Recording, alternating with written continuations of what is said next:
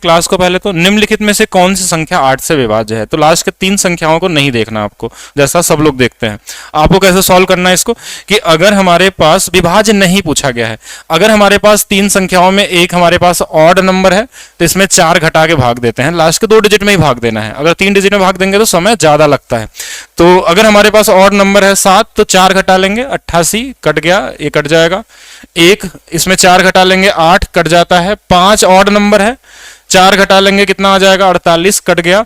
अब 3 कट गए तो चौथा तो आंसर होगा ही होगा। लेकिन इसके अलावा भी समझेंगे कि अगर सम संख्या होता है तो क्या करते हैं हम लोग कि 4 नहीं घटाते हैं, सीधा भाग देते हैं। 12 में कटता है कि नहीं कटता, नहीं कटता, तो ये नहीं कटेगा।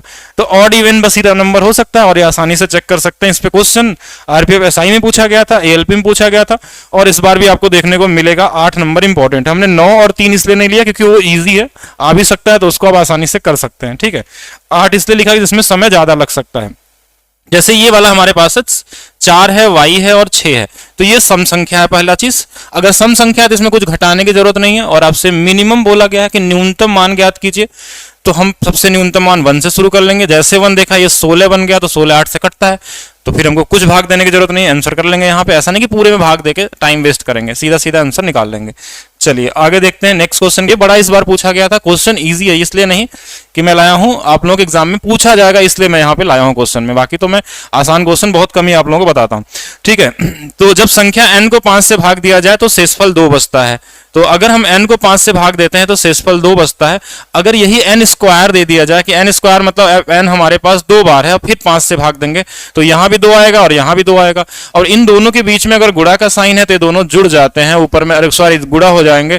तो अब देखिए ये वाली वैल्यू क्या बची 4, इससे छोटी है तो यही आंसर हो जाएगा। बड़ा होता है तो फिर से भाग देते हैं। इसी क्वेश्चन में कई तरीके से इस बार पूछा गया था आरपीएफ एसआई वाले में और एएलपी में कि कभी कभी ये दे सकता था कि when n is divided by 5 then remainder get, अगर हम पाते हैं 2 तो यहाँ पे हमारे पास क्या हो सकता है, ये ऐसा दे सकता था कि n स्क्वायर प्लस 3 में भाग दे दीजिए।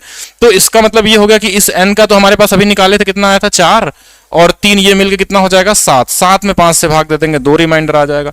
कहीं ऐसा भी दे सकता था कि 3n प्लस 2 में भाग दे दीजिए हमारे पास 5 से। तो क्या करेंगे, n की वैल्यू 2 दिया है तो देखिए 3 तो 3 ही रहेगा क्योंकि छोटा है 5 से। यहाँ 2 आ जाएगा और ये वाला तो ऑलरेडी 2 है। जो सिंबल है ना वो सिंबल को नहीं छोड़ना है। तो 3 दूना 6 और 2 8, यानी ऊपर में 8 आ गया। अभी फिर से भाग जा सकता है इसमें कितने, एक बार तो रिमाइंडर कितना बचेगा 3। तो कुछ भी ऐसा दे दे। कभी n क्यूब भी दे सकता है कि अगर हम n स्क्वायर दिया है तो ऐसा हो सकता है n क्यूब हो।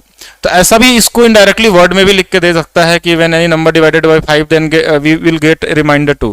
फिर अगर आपसे पूछ ले कि अगर हम उसी नंबर के वर्ग को या उसी नंबर के घन को दोबारा भाग देते हैं तो क्या आ सकता है। तो जिस भी लैंग्वेज में पूछे ये पूछ